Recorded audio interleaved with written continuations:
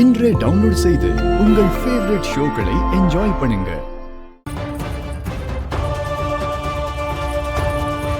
அண்ணி, இப்ப கூட ஒண்ணும் இல்ல. அவங்களை இப்பவே சீக்கிரம் பிடிச்சு மாமா கிட்ட மாட்டி விட்டுடலாம். இல்ல, கொஞ்சம் அமைதியா இரு. அவங்க முதல்ல எடுக்கட்டும்.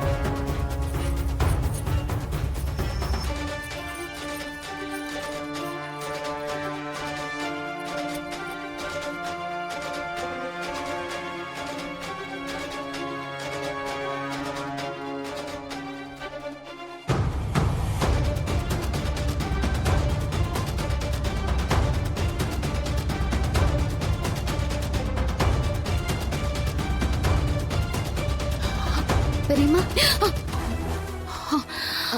நான் தான் பெரியம்மா. நான் பயந்தே போயிட்டேன் மாயா. இதோ இந்த பையில நகைங்க இருக்கா. நீங்க ஏன் பயப்படுறீங்க? நீங்க என்ன யார் நகையவா எடுத்தீங்க? உங்க நகையை தானே எடுத்திருக்கீங்க.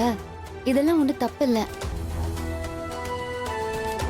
தனாவுக்கும் கதிர்க்கும் நல்லது நடக்கணும்னு தானே நீங்க இதை கொடுக்க போறீங்க. இதை நினைச்சு பயப்படாதீங்க.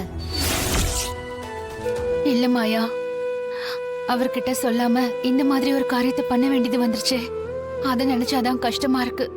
எனக்கு புரியுது பெரியம்மா. ஆனா பெரியப்பா கிட்ட சொன்னா அவரு புரிஞ்சுக்க மாட்டாரு.